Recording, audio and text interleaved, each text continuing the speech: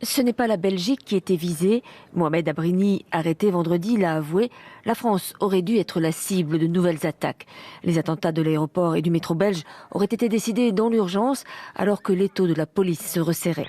De l'ordre. Attendez, écoutez ce qui va suivre. Rarement une session de questions au gouvernement ne fut aussi agitée. Dans l'œil du cyclone, David Cameron, il a choisi de reconnaître son erreur et de se justifier.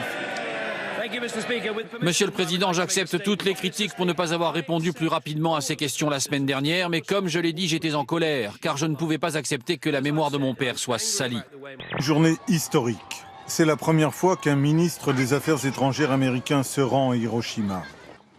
John Kerry, avec ses homologues des pays du G7, a déposé une gerbe cet après-midi au Mémorial de la Paix, situé près d'un des rares bâtiments qui a survécu à l'explosion. Alors que le jour se lève sur la place de la République, les manifestants sont priés de quitter les lieux. Pendant qu'ils démontent leurs installations, une centaine de CRS les encerclent. L'évacuation se déroule dans le calme, mais les occupants comptent bien revenir. Écoutez, moi je crois qu'il faut le tolérer, mais il faut l'encadrer. Donc il faut que les forces de l'ordre soient là pour... Des nuits debout avec des CRS? Il y aurait des CRS debout. Samedi soir, alors qu'il y avait des affrontements et que ça dégénérait place de la République, il était où le président? Eh bien, il dînait avec une actrice américaine de série B des années 90. Fran Drescher est effectivement l'héroïne de la série américaine. Une nounou d'enfer. Une nounou d'enfer. Et samedi soir, elle a donc tweeté cette photo avec ce message. Je viens de dîner avec le président Hollande. Ouh là là.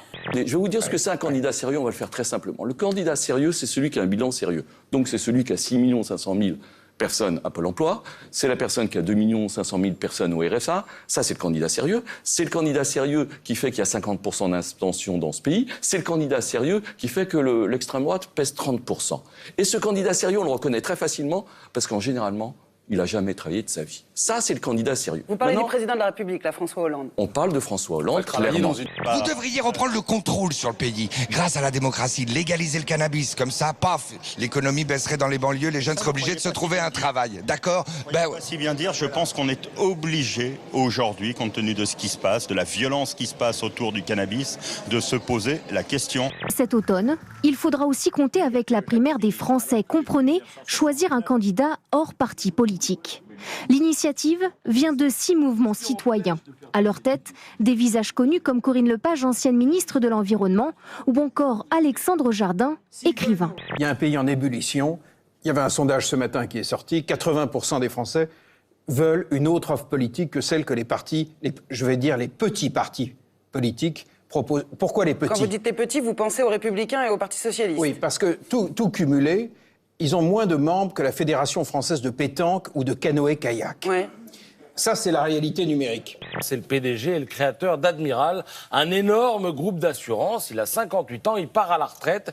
Et qu'est-ce qu'il fait? Il décide d'accorder 1 200 € de plus le mois prochain à chacun de ses salariés. Le mois prochain? Le mois prochain, une fois, ouais, c'est une prime exceptionnelle. 1 200 € et 600 pour ceux qui sont là depuis moins de 6 mois. Facture du pot d'adieu, donc 9 millions d'euros quand même.